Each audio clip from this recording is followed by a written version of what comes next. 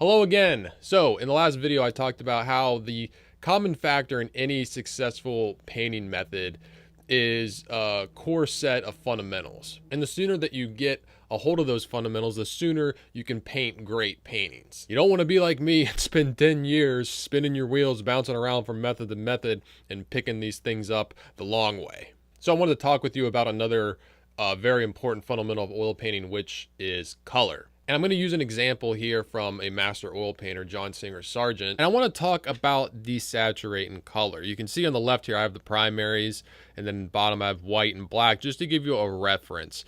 And you can see on the right side, I've isolated certain colors that I found in the portrait. And you can notice right away how desaturated they are. There's no extremely vibrant pinks and oranges and reds, yet the face reads, very realistic. And, even the cheeks here are very kind of like rosy, and there's a variety of colors, and it just seems very natural. Just like I talked about value relationships in the last video, this is a lot about color relationships. And it's just so important to understand, like, a color is only the color it is because of the colors that are around it. Like this pink on the cheek, it's working in translating the rosiness of the cheek here because it's surrounded by colors that don't have a lot of red on it. Like right to the left is a pretty, greened down yellow. So many times in beginners' portraits, the colors they're using are just way too vibrant. They're not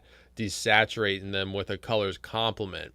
And a color's complement is the color that you add to a color to neutralize it. It's opposite of it on the color wheel. So the complement of yellow is purple, the complement of blue is orange, the complement of red is green. It's so important to understand how your colors are working together. This is why I recommend working the painting as a whole. Don't stay on one area for too long, because it's all about how everything is working together, the relationships between the colors, the relationships between the values. And speaking of values, I'm going to pop this in the black and white.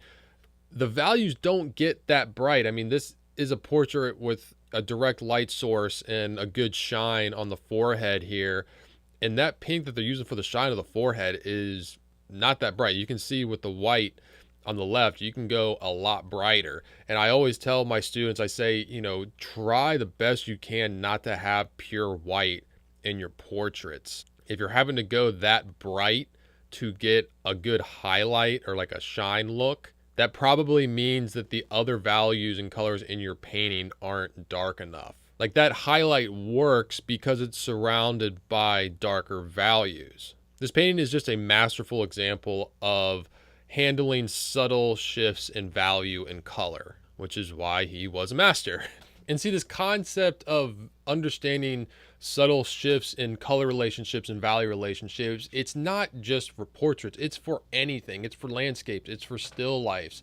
So if you get a hold of that, it's going to help you in painting anything. It's going to help with your landscapes, it's going to help with your portraits. So many painters, I feel like, get focused in on like, I need to learn portraits, or like I need to learn the things I need to know for landscapes.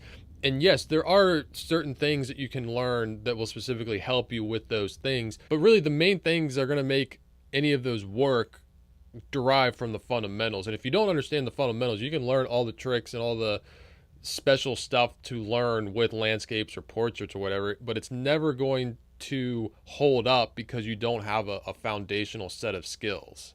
And none of this is about talent. Like, I don't really believe in talent that much. Like, these are things anybody can learn. And if you're willing to take the time to study these things and understand them and get a hold of them, you're gonna get better. All right, that's it for this video. Keep an eye out for the next video. That's going to be a really exciting one, because there I'm going to talk about something I've created to help you understand these fundamentals as quickly as possible. I'm Chris Fornatero here, telling you to go get painting.